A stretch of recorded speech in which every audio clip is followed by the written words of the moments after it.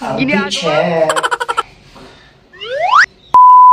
Hello everyone! Ito nga pala ang part 1 na nagkaroon ng technical problem. So ito yung pinaka day 1 namin at kalalapag lang namin ng Puerto Princesa at kaya naman napagkasunduan ng grupo na mag-breakfast muna at kaya naman busog na busog si Akla kaya naman super orlok.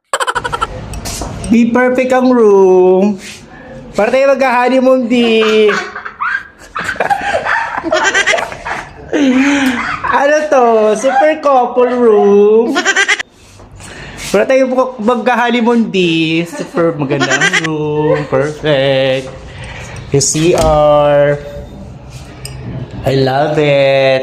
May bidet. Perfect. Tapos ka na. Yes. Bi, para tayo mag-ano di. Perfect ang room.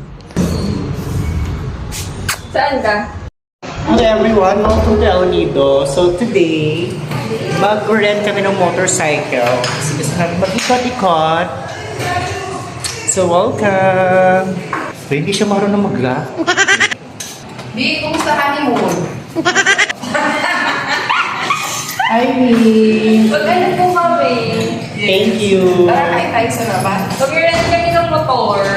We're going somewhere. Sige, marunong mo ba? Let's go na! Bakit kayo yung outfit ko? Parang siya, Mukha daw kong magdibu. ako mo ako magpinilang. Okay naman. Baka may siyang ano eh. May dito muna kami. Go. Teka. Ito na ang couple of the year. And so, nakakatawa nga, di ba nga mag-ride kami ng motorcycle. So, wala pala kami dalang driver's license. Siyempre, ang mangyayari na lang ay maglilibot-libot na lang kami dito sa town ng El Nido, Palawan. At siyempre, may nakita si Pukeng kay Nacho Papi, kaya naman ang mga mata, target lock. So guys, mag-activities na kami. At ito yung rooms. Ito yung room ni Afam. Ayan yung room ni Ron. Okay, guys, nasan mo? Pinami ka. Ting daddy niya.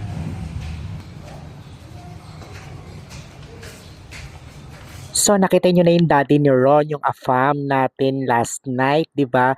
So, nung umaga na yan, nagkita pa kami ni Ron. So, yun yung pinaka-last kita namin bago kami pumunta sa aming mga activities. So, nung gabi, hindi na kami nakita ni Ron.